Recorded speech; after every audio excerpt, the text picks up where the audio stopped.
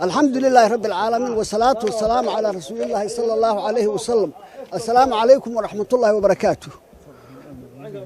صباح وناكسن سيدا الله سعطان waxaanu ka soo baxnay fadhigii golaha wakiilada annagoo ah xildhibaanadii gobolka Awdal Selel Sanaag Sool iyo Buuhoodle waxa weeye dhulbahante Warsangeli Samaroon Ciise qabyaalada adeer in la isku garto oo fasaxan tahay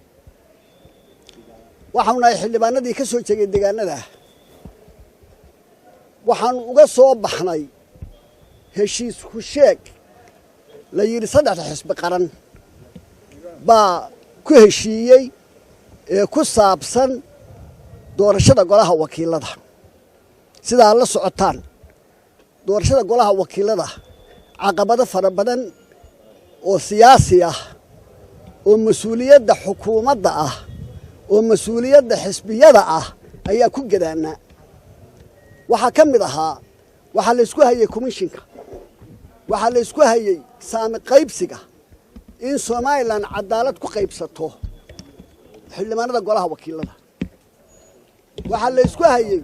kootadii dumarka oo iyadana meesha taal oo qolada dibaduhu ay ku soo abaabuleen waxa la isku hayay dhaqaalihii waxa la isku hayay oo aan dalka suuragalba wali ka suuragelin si cadaalad ah oo xilkii cid lahayd ay gudan weyday diiwaangelintii codbixiyayaasha iyo sansiskii tirakoobka dadka Soomaaliland ee wax lagu qaybsan lahaa ee cadaaladda ku fadhiyi lahayd 28 sanadoodna maalin walba go'aan laga gaarayay ee xeerka lagu qorayay in dadka sansis laga qaado oo la tiriyo waxa kale oo inta la go'aaminayay tirakoob dhabax si qof waliba oo muwaadin u helo xaqiisa codbixineed iyo xaqiisa xuquuqda kale uu leeyahay in codbixiyayaasha Soomaaliland la diiwaan geliyo bari ilaa galbeed sida la socotaan beelaha darafiyadu waliba xagga bariga aan ka soo jeedo ee gobolka Sanaag iyo Sool si dhaba waxa laga hortaagan yahay oo wasaaradda arrimaha guduhu ilaa hadda aanay ogolayn inay diiwaan gelintii muwaadinka ay ka qaado oo gaarsiiso oo xilkeeda ah waxay kale oo aan ilaa hadda la ogolayn in la gaarsiiyo diiwaan gelintii codbixiyaha hal la ismaqlo hadalkayga ha loo fiirsado waxa laga hortaagan yahay diiwaan gelintii codbixiyaha waxa laga hortaagan yahay diiwaan gelintii muwaadinka ID cardkii qofka muwaadinka xaq uu lahaa baa dhibaato maalin walba aanu ka mudanna aan la ogolayn oo wasaaradda arrimaha guduhu inay geyso ay diidan tahay ma ogola baran uma ogola taleex uma ogola Buuhoodle uma ogola bariga Sanaag uma ogola gobolka badan uma ogola gobolka Buuhoodle uma ogola xagga galbeedku waa diiwaan gashanta iyadu laakiin saamigi baa dhiman oo cadaalad in wax lagu qaybsado aan la ogolayn ba sida darteed maadaama oo la yidhi laysu joojin maayona somalilan ka socon mayso digtoonow dib u jeenso horay soco ma soconayso dib dambe somalilan ugu socon mayso nin walba xaqiisa ayuu goosanayaa waanu ka soo baxnay go'aanka xisbiyada ah la leeyahay xisbiyaa ku heshiiyey oran maayo waa saddex nin oo isku qolaa ma oranayno xisbiyadaba shaqo kuma lihin haddaanu meelaha darafyada xisbiyadaba kuma jiro madaxba kama nihin xisbiba ma lihin ma oranayno geli mayno ma ogolin heshiiska haddaan saami qaybsigiisa cadaalada loo helin adeer ama maxkamad geeya ama ftada aabaheed geeya ma gelayno haddaan dadka la diiwaan gelin oo sansis la samayn oo cadaalad wax lagu qaybsan oo saami qaybsigii la sixin ma gelayno saasaanu shacabka yaga wakiil kaga nahay assalaamu calaykum waraxmatullahi wabarakaatu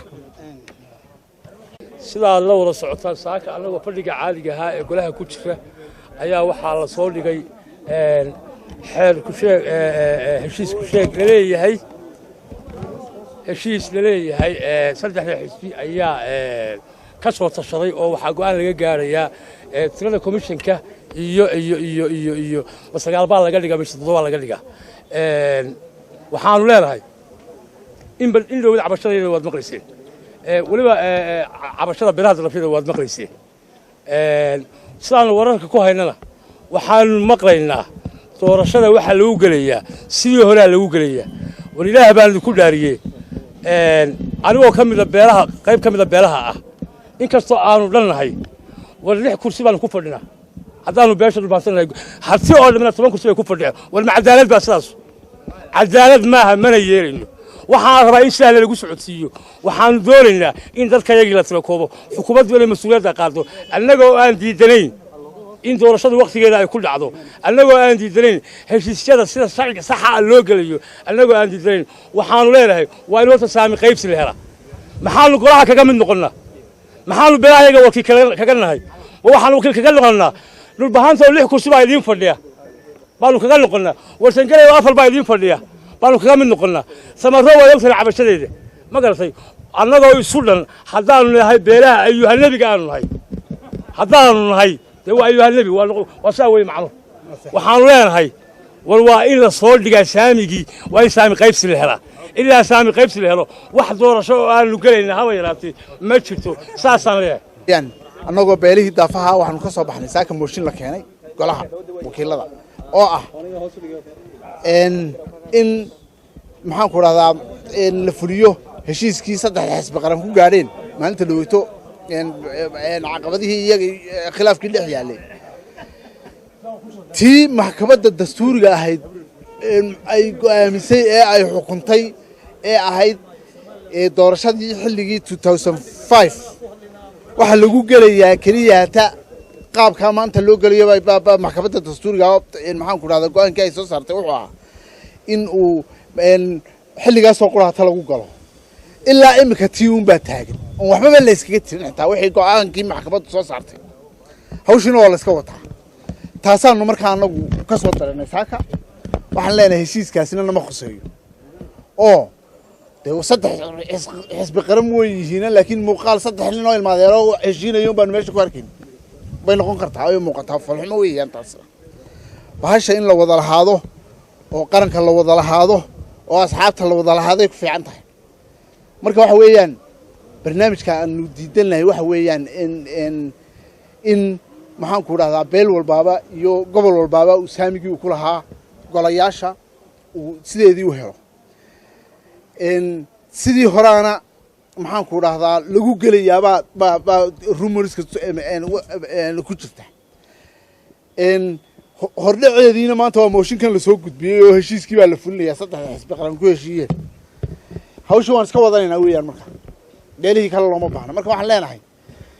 ha iska wataan oo iyay noo joojin saasaan uga soo baxnay 2016 bay taagnay taas waraah aad ugu gata waa Axmed Maxamed Maxamuud Siiraay halkuu dhigay waa la ogeyd markaas su'aal ka dhigay waxaan uga hadli weynay waanu soo dhignay saddexdii xisbi buu isugu yeeray sidan oo kale aan uga soo baxnay saaka waxaan ka soo dareernay waa mooshin la keenay oo ku saabsan heshiis ay saddex xisbi soo gaadheen heshiiskaasi marka hore dee caqabadooyin baa hortaagnaa doorashada golaha wakiiladu inay qabsoonto waan soo dhawaynaynaa laakiin heshiiska waxyaalihii kale muhiimka ahaa ee saami qaybsiga ahaa ayaa ka maqan ha la soo dhammaystiro oo qodobkii saamiga ha lagu soo daro oo 15 sannadood caqabad taagnayd ahayd oo ilaa waqtigaa laga soo hadli jiray ilaa in cigaal laga soo hadli jiray qodobkii ugu muhiimsanaana uu ahaa sidaana cadaalad maaha cadaaladda ha lagu dhaqmo go'aankii maxkamadda ha la fuliyo waxaan maqlayaa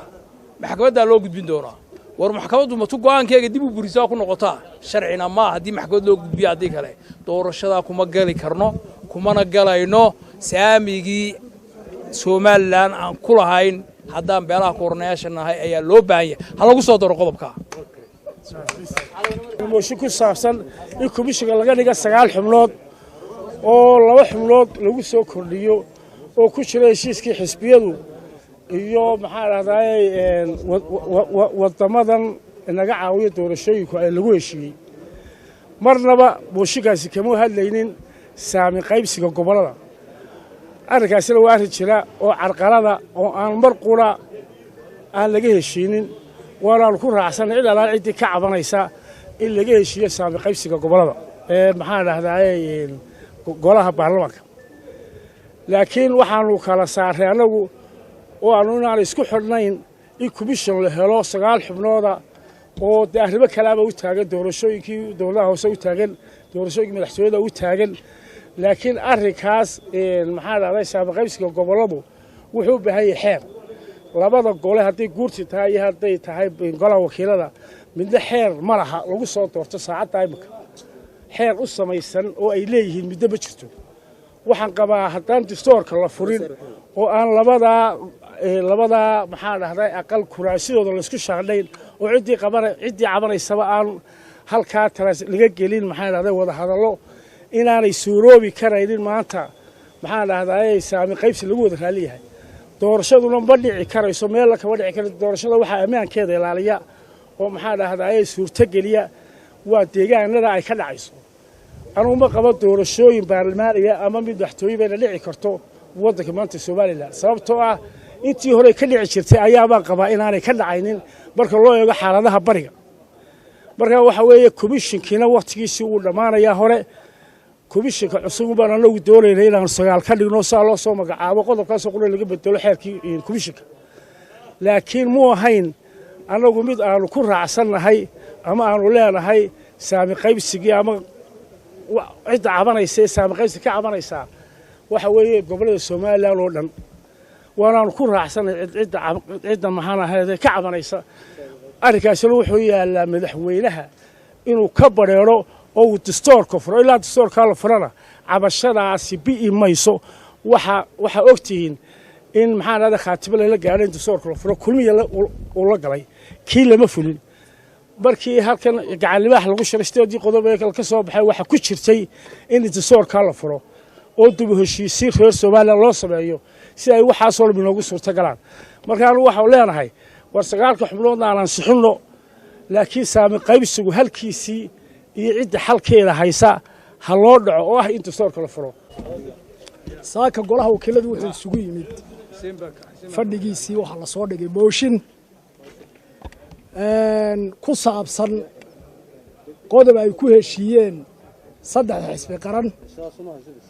oo ahaa in khilaafkii 3 xisbi qaran u dhaxeeyay meesha laga saaro oo tiradii komishanka oo 7 xubnood ahaa 9 xubnood laga dhigo labada xubnood lagu kala daro labada xisbi ee mucaaradka ah iyadoo marka hore xisbiga madaxweynuhu uu magaranaysaa 5 xubnood loo tirinayay labada xubnood kale oo mid lahaa labada xisbiga kale oo mid lahaa mid loogu daro waynu la soconay khilaafkaasi sanad iyo barba uu soo taagnaa oo ilaa bishii March 2018 qoraalkii dhowr iyo 10 page ah ee xisbiga wadani u gudbiyay maxaa ku raahdaa madaxweynaha iyo golaha guurtida iyo golaha wakiilada iyo cidii daneeyayaal ahayd oo dhan codsigaas uu ku jiro doorashadii waxay nagu qabsoomi weyday oo ay mar hore dib ugu dhacday waxay ahayd khilaafka xisbiyada qodob ka mid ah iyo qodobo kale oo ay ahayd in laga wada shaqeeyo marka la saaro khilaafka oo iyana aan loo gudbin waxaa la socoteen komishanka doorashooyinka qaranka ee hadda jira inuu 6 carqaladood soo dhigay markii uu soo gudbiyey bishii January iyo December mid ay ahayd ma hube ee uu soo gudbiyey inaanu doorashadii xilligeedii ku qabsoomayn 6 carqaladood buu soo dhigay waxaa ka mid ahayd saami qaybsiga waxaa ka mid ahayd diiwaan gelintii oo aan la samaynin waxaa ka mid ahayd khilaafka xisbiyada waxaa ka mid ahayd kharashkii lagu qaban lahaa oo aan lahayn waxaa ka mid ahaa xeerarkii khuseeyey oo aan ma garanaysa aan la ansixin lilaa 6 carqaladood baa meesha yaallay 6 carqaladood markii laga wada hadlayay ee 5 iyo 6 fadhi laga yeeshay 5 iyo 6 kaaba waxa laga hadlayay qodobkii koowaad oo ahaa in khilaafka xisbiyada ee tirada komishanka la xidhiidha iyo soo xulistiisa la xidhiidha in laga heshiiyo alxamdulillah waxay soo wareegtaba oo iyadoo 4 goor lagu kala kacay oo kolba dib la isugu soo noqday beesha caalamku dhaxgal ay samaysay oo ay labadeennii dhinacba wax ka tuurtay iyadu wax gooni oo dhexdhexaadina la timid oo 3 xisbiba sidaa ku ogolaadeen ayaa heshiiska lagu saxay hal qodob weeye markaa waxa saaka golaha hor yaalla oo heshiisku ahaa in bishii 8 ugu dambeyn oo maanta ah in golaha la horgeeyo halka qodob baa ayaa maanta inoo yaallay oo 1 Sebtembar inta ka horeysana ay tahay in go'aan laga gaaro si komishanka ma tiro 9 lagu soo xulaya mise tiro 7 lagu soo xulaya loo ogaado komishanka waqtigiisa uu dhacaya waa in tirada lagu soo xulaya la ogaado tay noqonayso oo xeerka iyo qodobka laga go'aan gaara golaha wakiilada waqtigii loo kordhiyay uu dhacaya waqtiga dambe la kordhinaya waa inuu timeline ku soo baxay iyo farsamo waxaasna waa la qabtay waxaasina waa socdaan waxaasina muddadaas ay qorshaysan yihiin taariikhdaas la kordhin karaa golaha wakiilada waa inay halka ka soo baxdaa taqura ay beesha caalamku ku qanci kartaana waxa weeye haddii ay kororsiimo dambe oo golaha wakiilada iyo timaado inay ku timaado un arrin farsamo qodob heshiiska ka mid ah ayay sidaa ugu qoran tahay maanta haddii la diido qodobka oo laga go'aan gaari waayo arrintaa waxaan u qaadanaynaa 3 xisbiye heshiiyey ee 3 gudoomiye ay ballan qaadeen in arrinkaa la meel mariyo waxa muuqanaysa inuu meesha ku haray inuu wadani iyo wadani meesha ka muuqda marka qoladii kulmiyo waa ka dareertay halka waxaan u arkaynaa in saami qaybsigan iyo waxaan laga hadlayaa waa qodob aan maanta noo ool waa qodob xeerka u yaal waa qodob labaad oo la geli lahaa marka kan laga gudbo nimanka taatan ku gudbaya iyo qaar kale iyagu aan sheeganayo aamusaniba intuba waxa lagu carqaladaynayaa qodobkii heshiiska ahaa ee xisbiyadu ku soo heshiiyeen ayaa lagu carqaladaynayaa waxaanan u qaadanaynaa in kulmiye arrintaa waa arrin dawaab kulmiye dadka dareera arkaysan waa xisbigii kulmiye marka waxaanu arkaynaa in nufuudii madaxweynuhuna meesha ka maqantay isaguna tiisu ahayd hablu laa tahablu si hanasin inay tahay ayaanu arkaynaa wuxuu marka horeba uga bayray maxaan ku raahdaa sunnihii la marin jiray arrimaha halkaas oo kale marka uu komishanku soo heshiiyay iyo xisbiyadu soo heshiiyaan xeerka doorashada amadna lagu samaynayo marka heshiisku wadada soo maro madaxweynaha mar walba ku soo gudbin jiray digreeto golaha u soo gudbin jiray mooshinka lagu bedelayo 5 ama 6 horu soo maro 5 wadadaas u maray madaxweynuhu wadadu maanta wuxuu uga bayray arrinka waxay tahay inuu anna halkan beesha caalamka wax tusaya ay tahay halkan raggeygii baa soo diidaya ay tahay taas weeyaan macnuhu waayo de goluhu wuxuu u badan yahay kulmiye haddii uu diidana kulmiye diiday qodobka haddii la yeelana kulmiye baa yeeli lahaa wuxuu baana muuqanaysa inaanay doorashada diyaar u ahayn murankiina halkiisii lagu celinayo ayaa muuqanaysa xagga saami qaybsiga inta halkan maraysa uu ka caban mayso aniga waxyeelada igu yeelatay saami qaybsigu aniga iga idin la hadlaya musharax baan ahaa 2005 codkan helay ee la yiri waa dhacday xildhibaano fadhiya 4 meelood oo meel bay ku fadhiyaan codkayga haddii 4 meelood loo qabiyo meel ahaanteed ayay xildhibaano ku fadhiyeen 15 sanadood haddaba codkayga marka 4 meelood loo qabiyo meel ahaanteed bay ku fadhiyeen iyagoo cod baan lagu soo doorto waan soo baxnay aniguna inta 4 laab anigoo haysta ayaa waxaan kaga maqnaa 3 teerab isagoo maraya golu in la yiraahdo maanta banaanaaday ayaan ku soo galay marka cadaalad darrada ugu badan aniga iyo dadka ila degaanka abay ku dhacday oo haysataa oo 7 kun iyo 8 kun lagu waayaya kursiga markaa ka ay saamaysaa waa kaa ninka baad wax ku dooraya iyo magac wax ku dooraya isaga dawa halkiisa maxkamaddu waxa waajibisay afti bay waajibisay aftidii la daahiriyaal way hortaagnaydeen ilaa 2005 go'aanka maxkamaddu meeshu yaalay daahiriyaalan fulin siiraayaan fulin musabbixibaan fulin hal fuliyade annagu taasaanu jecelahay taasaanu ku soo baxaynaa oo odaanu ku helaynaa oo aanu wax noogu kordhayaan hal fuliyo nin walba tiisa ku qanco haddii laga gaarsiin waayana qaranka dadsi loogu turayo kala loogu turo aad iyo aad baa u mahadsantihiin warbaahinta dhammaan saaka